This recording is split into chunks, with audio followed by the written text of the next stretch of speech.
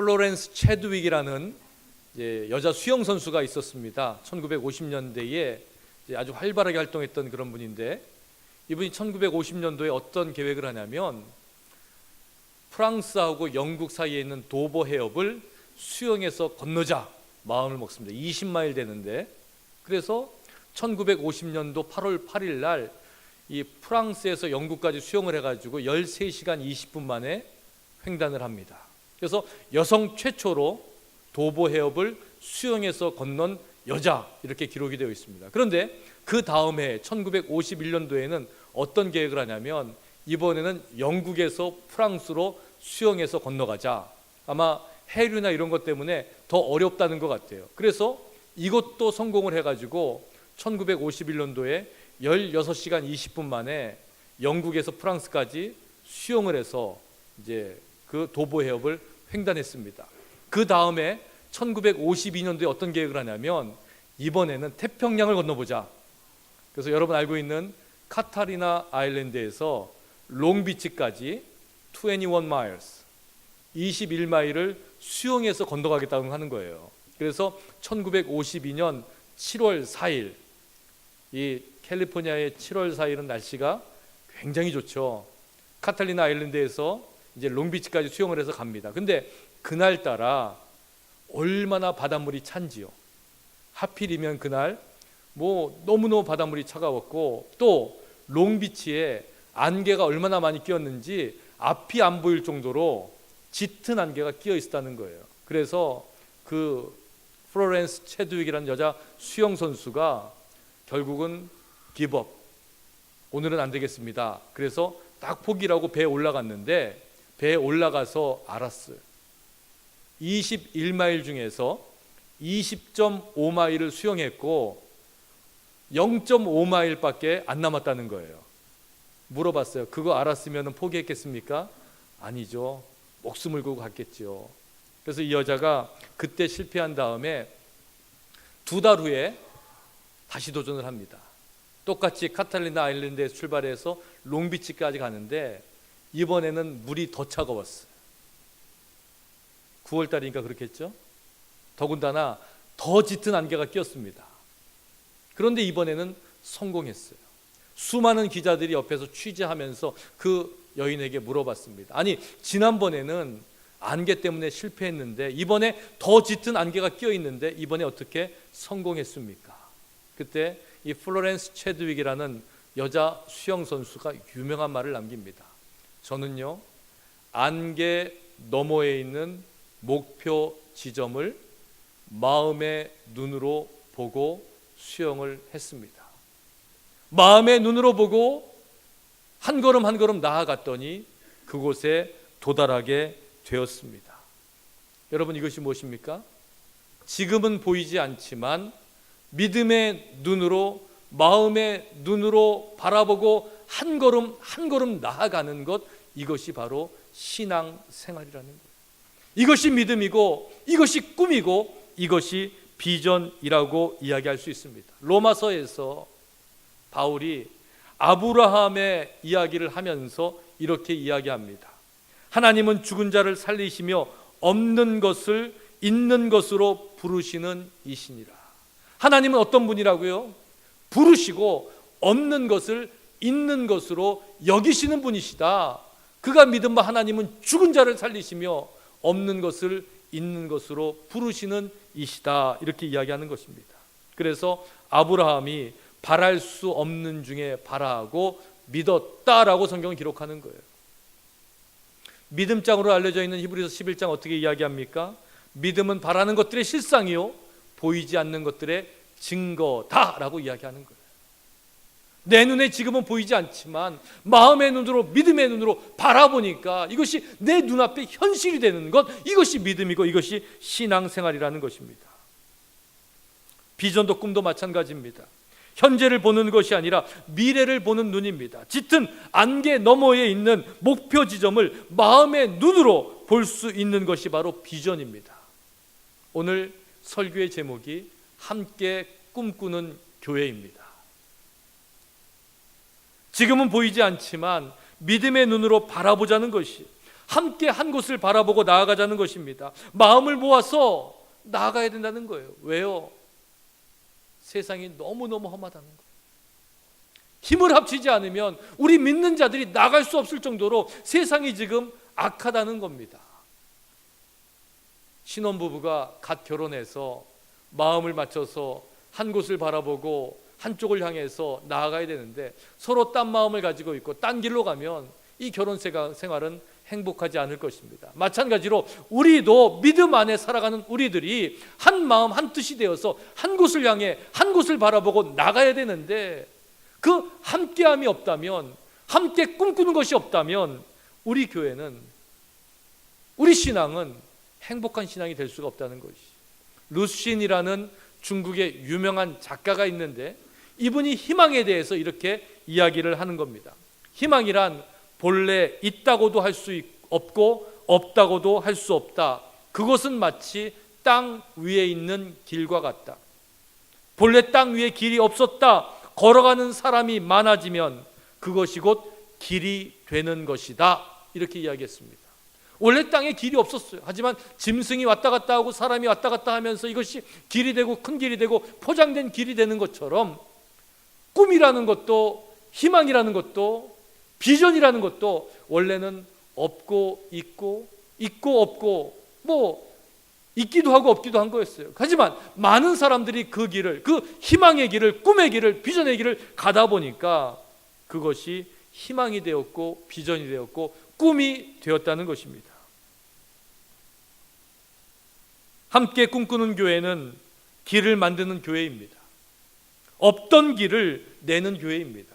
우리 교회는 111년 전에 한국 한인 이민교회가 없던 이 자리에 와서, 이 지역에 와서 한인 이민교회라는 길을 개척한 교회입니다. 111년의 역사를 이어오면서 수많은 한인 이민교회들이 그 뒤를 따라서 지금껏 그 길을 걷고 있는 길이에요. 그래서 우리는 앞으로도 앞장서서 그 꿈의 길을, 비전의 길을 함께 꿈꾸며 나아가야 되는 것입니다. 함께 길을 내는 마음으로 우리 어제 교회에서 비전 수련회를 가졌습니다. 한 60여 명의 교우들이 모여서 예배와 찬양, 또 기도, 교제, 토의, 비전 정하기, 기도회 등의 아주 알찬 시간을 가졌어요. 어제 비전 수련회를 시작하면서 제가 부임해서 하는 첫 번째 행사이기 때문에 그 첫 개회 설교를 제가 해야지 마땅하다고 생각했어요. 그런데 제가 부탁을 드렸습니다. 우리 이경식 목사님한테 부탁을 드렸어요. 그 까닭은 우리 교회에서 20여 년 전에 사역을 하셨고 또 지금은 신학교에서 가르치고 계시지만 우리 교회에 출석하고 계시고 또 우리 사모님도 우리 오랜 교우고 우리 교회를 너무너무 사랑하는 목사님이 우리 교회를 꿈꾸면서 어떤 메시지를 줄 수 있을까, 이 기대를 가지고 제가 부탁을 드렸어요. 물론 우리 모두 교회를 사랑합니다. 모든 분들이 교회를 너무너무 사랑해요. 근데 사랑하지 않으면 꿈이 생기지 않는 거예요. 사랑하지 않으면 비전이 없는 겁니다. 인생도 마찬가지예요.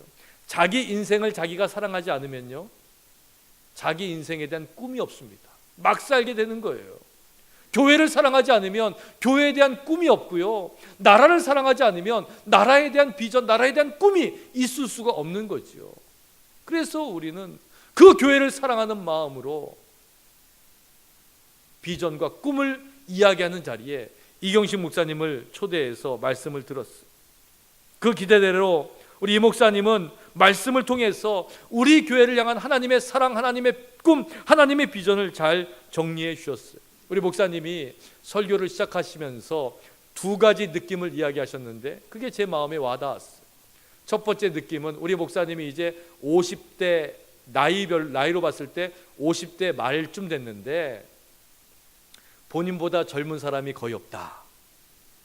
비전을 이야기하는 자리에 그 한마디로 얘기하면 60 밑에 계신 분이 거의 없다. 이게 첫 번째 observation이었고, 두 번째는 목사님이 교회 사역하신 다음에 떠나셨던 기간이 21년인데 20여 년 만에 그 자리에 왔는데 그때 아는 분들이 대부분 그 자리에 앉아 계셨다. 그러니까 21년 동안에 그 리더십이라든가 교회 중심의 변화가 없었다, 이런 이야기를 해 주셨어요. 또 우리 목사님께서는 교회가 비전을 세우며 나가기 위해서 먼저는 우리의 마음가짐이 바뀌어야 된다, 아니 중요하다, 이런 얘기를 하셨습니다. 그래서 5가지로 정리를 하셨는데, 첫 번째는 자기 자신을 먼저 다스리는 교회, 언어 폭력을 행사하지 않는 교회, 서로 정죄하지 않는 교회, 용서를 실천하는 교회, 험담하지 않는 교회. 너무너무 구체적이고요, 너무너무 필요한 얘기예요. 근데요, 이 5가지 이야기들, 자기 자신을 다스리고 언어 폭력을 행사하지 않고 서로 정죄하지 않고 용서를 실천하고 험담하지 않는 그 모습이 너무 당연하고 너무 구체적이고 꼭 해야 됨에도 불구하고 이 말씀이 부담으로 다가오는 까닭은 우리가 이미 그런 삶을 살고 있기 때문에 그래요. 나를 다스리지 못하고 친하다는 이유로 폭력적이고 비난하고 협박의 말을 너무 쉽게 하고, 자기의 잘못을 들여다보기보다는 다른 사람의 잘못을 들추어내는데 익숙해 있고, 다른 사람을 용서하기보다는 내가 용서받는 거에 더 관심 갖고 있고, 목회자나 다른 성도들에 대해서 너무 쉽게 험담하는 삶을 살고 있기 때문에 이 5가지 실천 사항이, 이 5가지 비전이 쉽지만 쉽지 않게 다가오는 거였어요. 여러분, 우리 삶 가운데에서 이런 모습이 있는데, 지금까지 살아오던 모습이 있는데, 이 살아가던 모습을 바꾸기 위해서 필요한 건 뭐냐면 내 삶을 먼저 돌아보는 것이, 내 삶을 돌아보지 않으면 절대 변화될 수가 없기 때문에 내 인생의 중심, 내가 지금까지 살아왔던 삶의 모습들을 돌아보는 것이 필요하다는 것이, 스스로 돌아보기 시작할 때에 변화가 일어납니다. 오늘 말씀은요, 이렇게 초대교회의 모습을 증언합니다. 사도의 가르침을 받아 서로 교제하고 떡을 떼며 오로지 기도하기를 힘쓰니라. 너무너무 아름다운 믿음의 공동체의 모습이에요. 사도의 가르침을 받고 서로 교제하고 떡을 뗀다는 것은 물론 음식을 나눠 먹는 것도 있지만 주의 성찬에 참여하는 것을 의미합니다. 함께 예배하는 것을 의미하는 거예요. 그리고 기도하기에 힘쓴다. 이게 얼마나 아름다운 믿음의 공동체의 모습입니까? 성경은 이런 아름다운 공동체의 모습을 이야기하면서 그들이 누구냐? 그들에 대해서 이야기하는데 41절 말씀에 보니까 그들은, 그날 그 말을 받은 사람들은 세례를 받음에 이날의 신도의 수가 3,000이나 더하더라. 초대교회에 폭발적인 부흥과 성장이 있었습니다. 하루아침에 3,000명이 세례받고 예수님 앞으로 돌아온 거예요. 지금도 3,000명이면 큰 숫자지만 그 당시에 3,000명이면 얼마나 많은 숫자겠습니까? 그리고 지금도 세례받는 게 귀한 일이지만 그 당시에 세례를 받는다는 것은요, 내가 예수 믿고 목숨을 내놓기로 작정한 거예요. 그냥 예수 믿고 교회에서 박수 받고 세례 받고 칭찬받는 게 아니라, 내가 세례를 받으면 핍박을 당하는데, 내가 세례를 받으면 순교당할지 모르는데, 그 상황 가운데에서 세례받고 예수를 따르기로 작정한 사람들이 3,000명이나 되었다는 거예요. 그 놀라운 부흥의 역사가 왜 일어났습니까? 그 말을 듣고라고 성경은 기록하고 있어요. 그 말은 누구의 말입니까? 베드로의 설교였어요. 베드로는 유대인들과 예루살렘에 사는 사람들에게 이야기했어요. 모든 사람들아, 이 일을 너희에게 할 것이니 내 말에 귀를 기울이라. 이렇게 해서 베드로의 설교가 시작이 되는 거예요. 하나님께서 예수 그리스도를 이 땅에 보내셔서 이 땅에서 큰 권능과 기사와 표적을 베푸셨다는 이야기, 하나님의 아들을 우리가 알아보지 못하고 죄 없으신 그분을 십자가에 달려 돌아가시게 하셨다는 것, 하지만 예수님은 죽음을 이기시고 부활하셨다는 것, 하나님이 살리셨다는 것, 그리고 성령을 우리에게 보내주셨다는 그 이야기를 베드로가 설교한 거였어요. 베드로의 설교를 듣고 유대인들은, 그 이야기를 들었던 사람들은 이렇게 되었다고 성경이 이야기해요. 그들이 이 말을 듣고 마음에 찔려 베드로와 다른 사람들에게 물어 이르되 형제들아 우리가 어찌할꼬 하거늘 이렇게 이야기해요. 잘못을 깨달았을 때는요 마음에 깨달음이 있어야 합니다. 마음에 찔림이 있은 후에는요 회복에 대한 의지가 있어야 돼요. 우리가 어떻게 합니까? 하는 질문을 품고 살아야 되는 것이에요. 그때 베드로가 이렇게 이야기합니다. 너희가 회개하여 각각 예수 그리스도의 이름으로 세례를 받고 죄 사함을 받으라. 그리하면 성령을 선물로 받으리니. 할렐루야. 예수 그리스도의 이름으로 세례를 받고 죄 사함을 받으라. 그리하면 성령을 선물로 받으리니.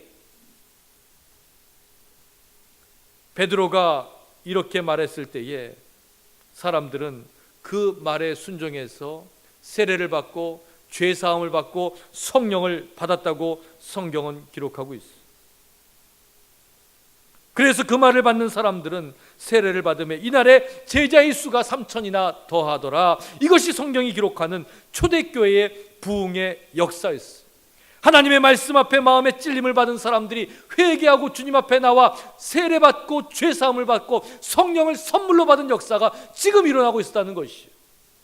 그런데요 그와 비슷한 사건이 스데반이 설교했을 때도 일어났어요. 스데반은 7 집사 중에 한 사람이었어요. 지혜와 성령이 충만한 사람이었어요. 칭찬받는 사람이었어요. 기사와 표적을 행하고 은혜와 권능이 충만한 그런 사람이었어요. 베드로가 그리스도의 복음을 전할 때 듣는 사람들 마음에 찔림이 있었다고 했던 것처럼 스데반의 말을 들은 사람들의 마음에도 찔림이 있었어요. 그런데 그 반응은 달랐어요. 베드로의 설교를 들은 사람들이 마음에 찔림이 있을 때에 그러면 형제들아 우리가 어찌할꼬 어떻게 변해야 되겠습니까? 어떻게 해야 되겠습니까? 이렇게 물어봤다면 스데반의 설교를 들은 사람들은 마음에 찔림은 있었지만 그들이 했던 것은 귀를 막고 소리를 지르고 돌을 들어서 달려들어서 스데반을 쳐서 죽였다는 것이에요.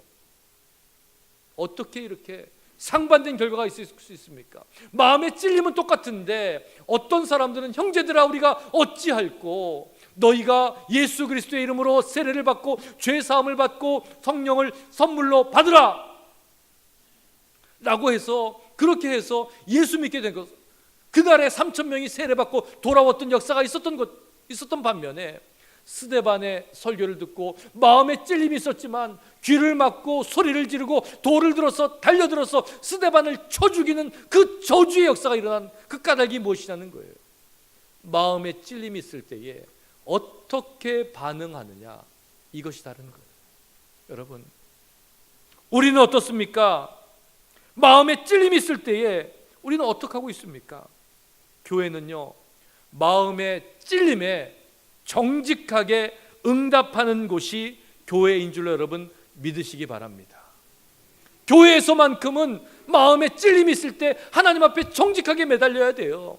강단에서 들려오는 설교 말씀을 통해서 오늘 내가 읽는 하나님의 말씀을 통해서 신앙생활을 통해서 우리 믿음의 선배와 지도자들을 통해서 하나님의 말씀이 성령의 음성이 양심의 소리가 울려 퍼질 때에 귀를 막고 소리를 지르고 돌을 들어서 매달린다 그러면 내친다 그러면 지금도 우리는 그 예수 그리스도를 십자가에 못 박히는 인생을 살고 있는 거예요. 그런 마음의 찔림이 있을 때에 그러면 내가 어찌할꼬 그러면 내가 어찌할꼬 안타까운 탄식을 가지고 주님 앞에 나온다면 이것이 회개의 시작이고 이것이 변화의 시작이고 이것이 새로운 삶의 시작인 줄 여러분 믿으시기 바랍니다. 그게 교회예요. 세상에서는 얼마든지 위장할 수 있어요. 안 그런 척 할 수 있어요. 겉과 속이 다를 수 있어요. 그런데 교회는 그게 안 되는 거죠. 왜? 하나님이 알고 계시니까. 성령이 알고 계시는데 누구를 속이고 누구 앞에 거짓말을 하고 누구 앞에 이중적인 모습을 보일 수 있는 겁니까? 오늘 우리는 사도행전 2장 42절의 이야기를 읽었어요. 교회의 아름다운 모습을 보여주는 구절이에요. 처음 교회는 바로 이 예수 그리스도의 모습을 가지고 아름다운 믿음의 공동체를 이루어 나갔어요. 여러분, 우리가 비전을 이야기하는데 함께 꿈꾸는 교회가 뭡니까? 결국은요, 교회됨을 회복하는 거예요. 사도행전 2장 42절 이하에 나오는 그 교회의 모습이 무엇입니까?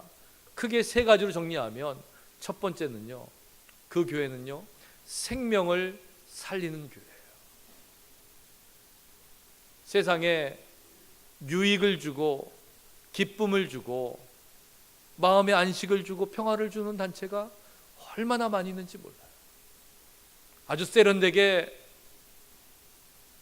편안하게 사람들을 모아놓고 마음을 부드럽게 해주고 또 편안하게 해주고 웃음을 주고 기쁨을 주고 유익을 주는 그런 세상의 단체들이 얼마나 많은지 몰라요. 그런데 생명을 주는 곳은 오직 이 교회인 걸로 여러분 믿으시기 바랍니다. 조금 부족해도 조금 불편해도 이곳에서 생명이 있기 때문에 우리가 신앙의 전통을 이어가는 거예요. 다른 곳에서는 얻을 수 없는 생명이 이 안에 있기 때문에 우리가 믿음 생활하는 거예요. 우리 자녀들에게 그 생명을 전해주기 위해서 우리가 기도하고 열심히 기도하는 거 아닙니까? 왜요? 그 어디서도 그 생명을 얻을 수 없기 때문에 그래요. 또 교회는요, 함께 모여 예배하는 유일한 공동체예요. 아무리 좋은 곳에 가도요, 교제는 있어요, 봉사하는 것 있어요, 구제하는 거 있어요. 그런데 예배는 없어요. 오직 교회만이 하나님이 가장 기뻐 받으시는 예배하는 공동체인 줄 여러분 믿으시기 바랍니다. 그것을 기억한다면 우리는 교회에서 생명을 살리는 일을 해야 되고 예배하는 일에 목숨을 걸어야 돼요. 이게 교회의 사명이고 우리가 신앙생활하는 근간이기 때문에 그렇습니다. 그리고요, 또 한 가지 교회가 해야 되는 일이 있는데 그것은 자기의 목숨을 내어놓으셔서 우리를 향한 사랑을 보여주신 예수 그리스도의 그 사랑을 우리도 세상에 보여주는 일을 하는 거예요. 교회가 생명을 살리고 하나님을 예배하고 그리스도의 사랑을 이 땅에 보여주는 역할을 감당할 때에 이것이야말로 이 땅 가운데 교회를 세우신 하나님의 뜻을 이루는 것이고 이 땅 가운데 우리에게 맡기신 그 교회의 비전을 이루어 드리는 거예요. 그런데요, 사람들은 교회를 향해서 자꾸 이야기해요. 아, 교회 가봐, 거기 뭐 싸우고 누구는 어떻고 목사는 어떻고 손가락질해요. 하지만요, 그건 아주 작은 부분이에요. 작은 부분을 크게 만드는 거예요. 여러분, 자동차가 고장도 나고요, 사고도 나요. 자동차 몇 대가 고장났고 사고 났다 그래가지고 온 세상에 있는 자동차를 없애버리십시다, 이게 말이 되는 거예요? 말이 안 되는 거거든요. 근데 우리는 그 말에 귀를 솔깃해요. 그래, 교회가 그렇구나, 믿는 사람 별거 없구나. 아니죠. 지금도 이 세상에서 구석구석에서 빛과 소금의 역할을 감당하고 하나님의 사랑을 실천하고 구제하고 섬기고 봉사하고 하는 일들은요, 다 교회가 하는 거예요. 통계적으로 나와 있는 사실이에요. 한국 사회나 미국 사회에서나 교회가 그 모든 그 손을 놓는다 그러면요, 이 세상이 돌아가지 않는 거예요. 그럼에도 불구하고 세상이 손가락질할 때에 우리는 어떻게 해야 됩니까? 물론 귀담아 들을 건 다뤄야 돼요. 하지만 더 중요한 것은 우리 교회가 가지고 있는 그 사명에 충실해야 돼요. 본질에 충실해야 돼요. 생명을 살리는 일에, 예배하는 일에, 그리스도의 사랑을 실천하는 일에 더 열심히 최선을 다한다 그러면 세상의 소리는 잠잠하게 될 것이고, 아니, 세상은 오히려 그 교회를 향해서 박수를 보내고 세상은 교회를 향해서 발걸음을 돌리게 될 줄로 믿으시기를 바랍니다. 그래서 교회는 여전히 있어야 되는 거예요. 어제 비전 수련회를 통해서 우리가 함께 꿈꾸는 교회, 우리 교회의 모습을 정말 열심히 이야기했어요.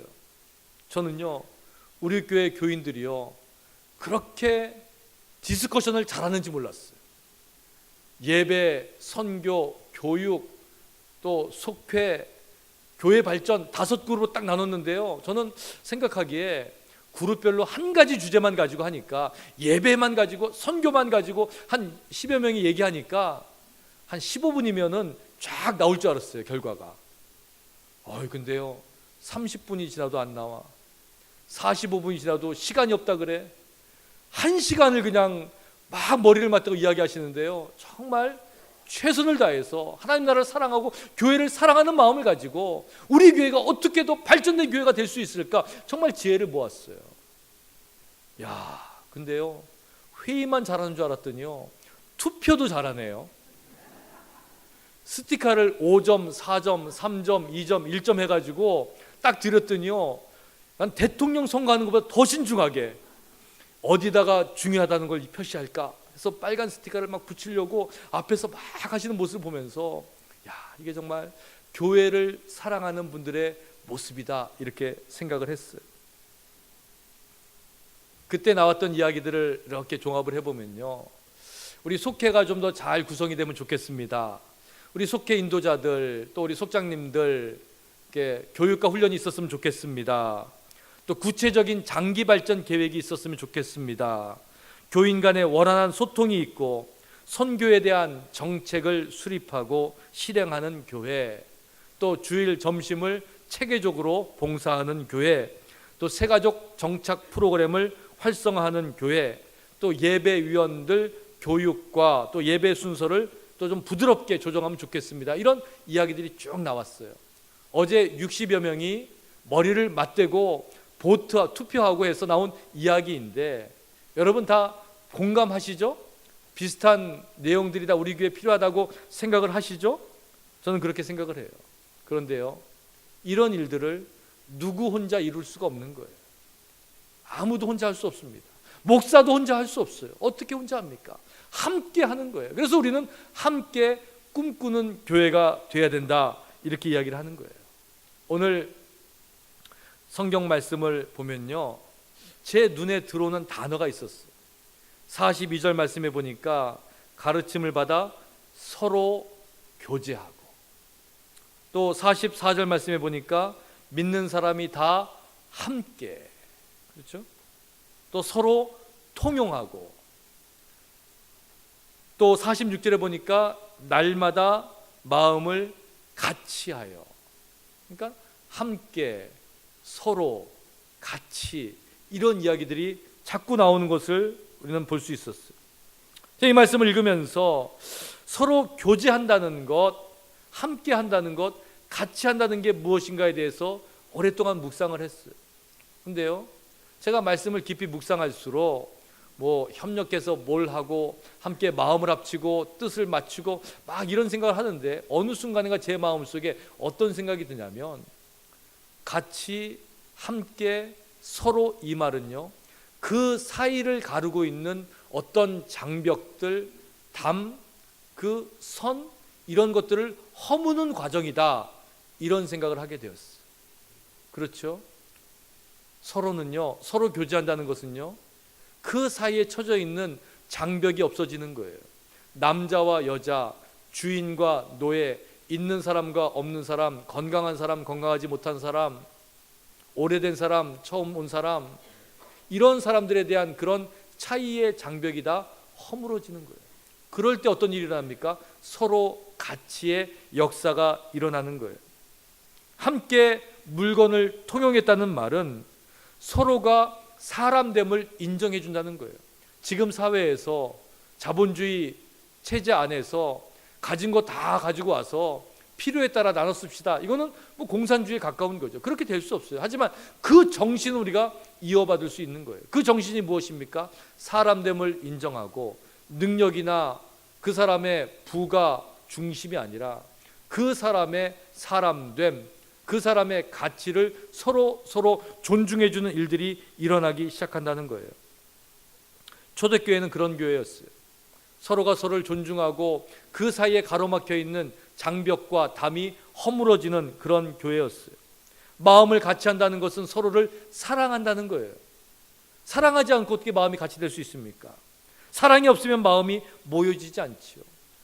서로를 마음을 같이 한다는 것은 서로를 용서한다는 거예요. 용서가 없으면 마음이 같아질 수 없기 때문에 그래요. 초대교회는요, 부흥을 위해서 애쓰지 않았어요. 초대교회가 어디 마켓 앞에 가서 전도하고 사람들 끌어모으고 뭐 그러지 않았어요. 그런데 자기들 스스로 서로 함께 같이 사람됨을 인정하고 서로 사랑하고 서로 교제할 때에 그때 주님께서 그 믿음의 공동체에 사람들을 보내주셨어요. 그래서 성경이 뭐라고 이야기합니까? 47절 후반부에 보니까 주께서 구원받는 사람을 날마다 더하게 하시니라. 할렐루야. 이것이 교회의 모습이에요. 서로 같이 함께 우리끼리 하나님의 은혜 가운데에 그 장벽을 허물어 나갈 때에 세상과의 장벽이 허물어질 것이고 그 사이를 가로막고 있는 그 틈이 메꿔질 것이에요. 그래서 하나님의 나라가, 주의 교회가 점점 왕성하게 될 것을 우리는 분명히 믿는 거예요. 그게 비전이고 그게 꿈이라는 거예요. 이게 교회의 모습입니다. 우리가 꿈꾸는 교회는요, 앞으로 어떻게 될지 몰라요. 50년 후, 100년 후에 세상이 어떻게 바뀌겠습니까? 우리 교회가, 우리 교우들이 어떻게 변하겠습니까? 하지만 분명한 것은 우리 교회가 가지고 있는 그 정신과 가치, 교회라는 믿음의 공동체가 생명을 살리는 일, 예배하는 일, 그리스도의 사랑을 실천하는 일을 계속해서 증거하는 것은 분명한 일이라는 거예요. 그렇게 돼야 돼요. 111년의 전통을 이어온 교회가 앞으로도 그렇게 이어나가야 돼요. 그러기 위해서 함께 꿈꾸는 교회, 우리가 함께 고민하고 함께 꿈꿔야 될 것이 무엇입니까? 제가 세 가지로 정리를 했어요. 함께 꿈꾸는 교회의 비전, 첫 번째는 고귀한 비전이라고 제가 이름을 붙였습니다. 왜요? 세상에는요, 많은 비전이 있지만 모두가 다 비전이라고 이야기하지만 사실은요, 그 비전 가운데 값싼 비전이 있더라는 거예요. 값싼 비전은 뭡니까? 헌신이 동반되지 않는 비전은 값싼 비전이에요. 예수님께서 이 땅에 오셔서 우리를 구원하시고 교회를 세우신 것은 그리스도 예수의 핏값이라는 값비싼 비전이었어요. 우리도 고귀한 비전을 감당해야 돼요. 최선을 다해서 하나님 앞에 드려야 돼요. 지난 주일에 우리가 순교라는 영화를 봤어요. 그 영화를 보면서 제 마음속에 든 질문은 왜 그들은 가야만 했는가라는 질문이 계속해서 울려 퍼졌어요. 영화를 보면서 그 질문이 해결되고 있었어요. 답은 무엇입니까? 하나님의 사랑이었어요. 하나님의 사랑 때문에 그곳에 가야 됐고, 하나님의 사랑 때문에 그곳에 머물러야 됐고, 하나님의 사랑 때문에 순교의 사명을 감당한 이야기들이 거기에 있었어요. 순교에는 두 가지가 있다 그랬어요. 그리스도를 증거하기 위해서 내 피 흘림이 있고 목숨을 바치는 적색 순교가 있고, 목숨을 바치진 않지만 나를 죽임으로 계속해서 순교의 역할을 감당하는 백색 순교가 있다 그랬어요. 그 백색 순교는 지금도 일어나고 있는 거예요. 내가 죽어야지 일어나는 거예요. 내가 죽어야지 우리가 사는 거예요. 그리스도를 증거하기 위해서 참고 인내하고 용서하는 거예요. 그런 게 지금도 일어나고 있다는 거예요. 함께 꿈꾸는 교회는 백색 순교자가 넘치는 교회입니다. 자신을 죽임으로 험담과 불평에서 자유로운 교회, 온전한 사랑만이 남아 서로를 가족같이 사랑하는 그 고귀한 비전이 있는 교회, 바로 함께 꿈꾸는 교회의 모습이에요. 두 번째로 함께 꿈꾸는 교회의 비전은 배려의 비전이에요. 어제 수련회에 참석하신 분들을 보고 우리 이경식 목사님이 깜짝 놀랐다 그랬어요. 본인보다 나이가 어린 분이 몇 분 안 계시다 그랬어요. 저는 더 깜짝 놀랐어요. 저보다 나이가 어린 분이 한 분도 안 계셨어요. 주여, 어찌하오리까? 비전을 이야기하는데, 미래를 이야기하는데, 아니 무슨 어른들 모시고 무슨 비전이에요, 그죠? 젊은 사람들이 있어야죠. 그런데요, 오히려 감사했어요. 우리 어른들이 너무 감사했어요. 왜요? 그분들은요, 교회가 앞으로 어떻게 되든지 아무 상관없어요. 사실은요, 이제 60, 70, 80 되셨는데 뭐 신앙생활하고 믿음생활하고 아무 지장 없잖아요. 그런데 그 자리에 온 까닭이 뭐예요? 다음 세대를 배려하는 거예요. 교회를 사랑하기 때문에, 내가 은혜를 받았기 때문에 그 은혜를 주겠다는 거예요. 이게 배려가 아니고 무엇이겠습니까? 그래서 배려의 헌신은, 배려의 비전은 내가 헌신하는 헌신의 열매가 나에게 돌아오지 않는 거예요. 그런데 더 놀라운 것은요, 우리가 그 헌신을, 그 열매를 따먹고 살더라는 거예요.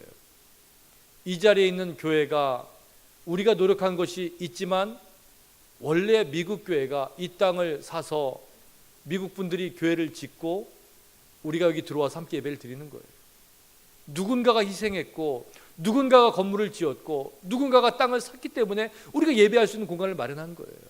마찬가지로 우리가 다음 세대를 위해서 그 배려로 터전을 만들어 줘야 되는 거죠.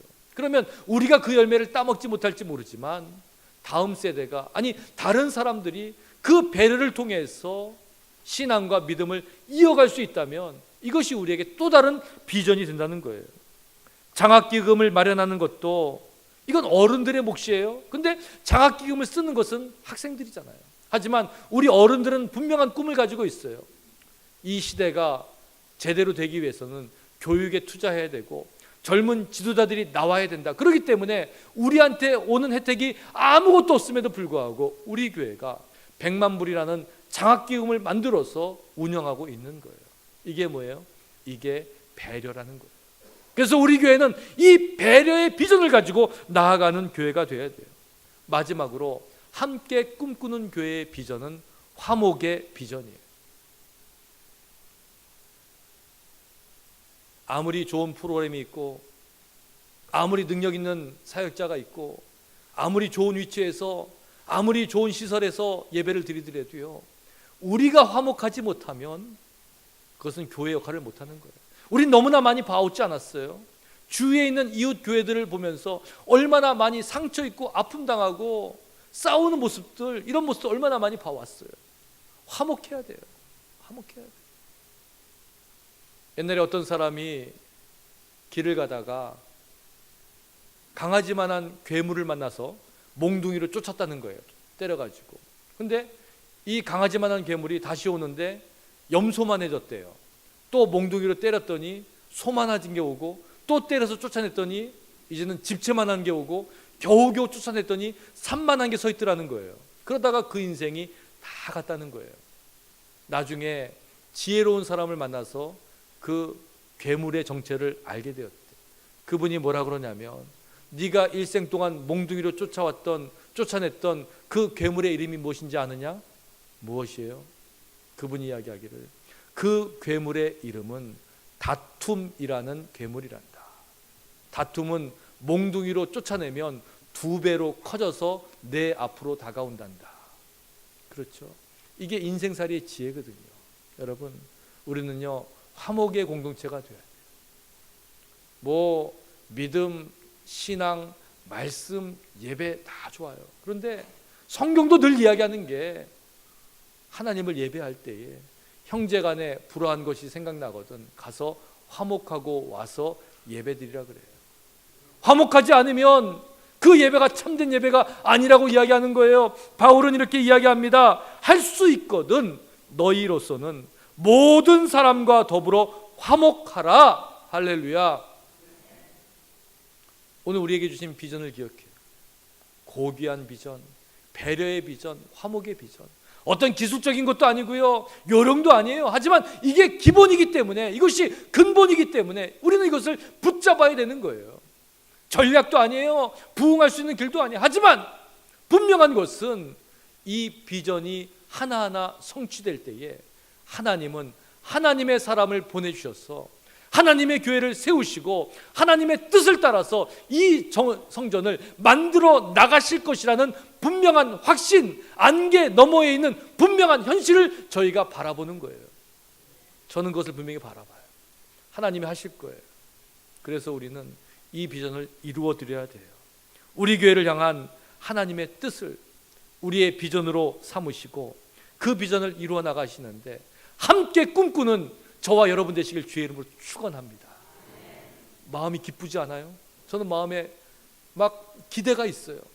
하나님께서 어떤 일을 감당하실지, 우리 교회를 통해서 어떻게 해나가실지, 이 비전을 이루기만 하면 하나님이 주신 소원을 이루어 드릴 때 하나님이 얼마나 기뻐하실까, 이 마음에 소원과 기대가 있어요. 그 기대와 소원을 가지고 함께 한 걸음 한 걸음 나아가실 때에 짙은 안개 너머에 있는 그 목표물을 믿음의 눈으로, 마음의 눈으로 바라보고 그곳에 도달하시는 저와 여러분 복된 인생들 되시기를 주님의 이름으로 간절히 축원합니다. 기도하시겠습니다.